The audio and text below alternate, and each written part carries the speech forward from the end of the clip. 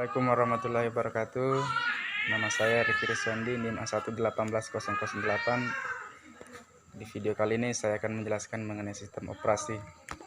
Kita mulai dari pertama, komputer. Bagian utama dari prosesor adalah ALU, Central Unit, kemudian register. Tipe operasi yang sering dilakukan oleh komputer yang pertama, operasi aritmetika, operasi logika, dan operasi pengendalian.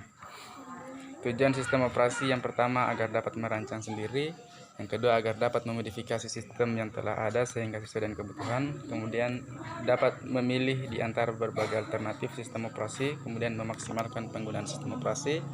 Konsep dan teknik sistem operasi dapat diterapkan pada aplikasi-aplikasi lain. Perkembangan sistem operasi yang pertama, pengolahan serial, sistem baik sederhana, sistem baik multiprogramming, dan sistem time sharing. Fungsi utama sebuah prosesor adalah mengeksekusi instruksi mesin yang terdapat dalam memori utama. Kebutuhan utama pengendali proses yang pertama saling melanjutkan, mengikuti kebijaksanaan tertentu, kemudian mendukung komunikasi antar proses dan pencipta proses. Penundaan proses yaitu suatu kondisi di mana proses mengalami penundaan pada saat running. Kondisi ini disebabkan oleh beberapa hal. Yang pertama, proses lebih cepat daripada I/O sehingga banyak proses yang menunggu I/O. Kemudian konsep dasar komputer yang pertama CPU, memori, dan peralatan input-output, kemudian aktivitas komputer dicirikan oleh model input proses output. Elemen-elemen dari sistem komputer adalah software, hardware, dan firmware. Proses ini berisi instruksi dan data, program counter, dan semua register pemproses dan stik berbasis data sementara. Hal-hal yang berkaitan dengan proses yang pertama, multiprogramming, multiprocessing, dan disturb processing. Sistem operasi memerlukan banyak informasi mengenai proses guna pengelolaan proses. Informasi ini berada di PCB. Dalam PCB, informasi dibagi ke kelompok. Yang pertama, informasi identifikasi proses, informasi status pemproses, dan informasi kendali proses.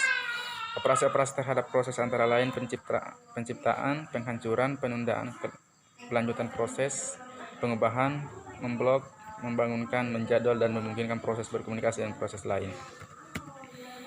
Penghancuran proses. Pada penghancuran proses maka akan melibatkan kegiatan pembebasan proses dari sistem, antara lain sumber daya yang dipakai dikembalikan, proses dihancurkan dari tabel sistem, dan PCB dihapus.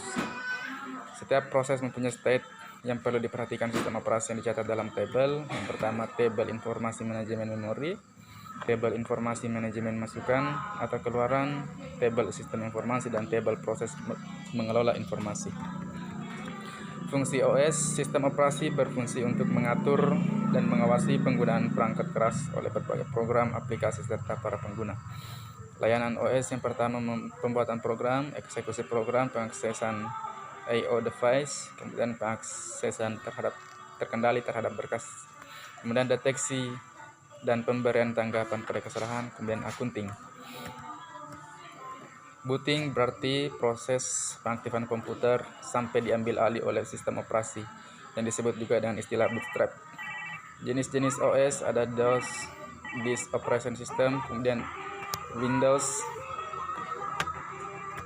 kemudian ada Mac, ada Unix, dan ada Linux. Baik, itulah materi penjelasan singkat mengenai sistem operasi. Demikian.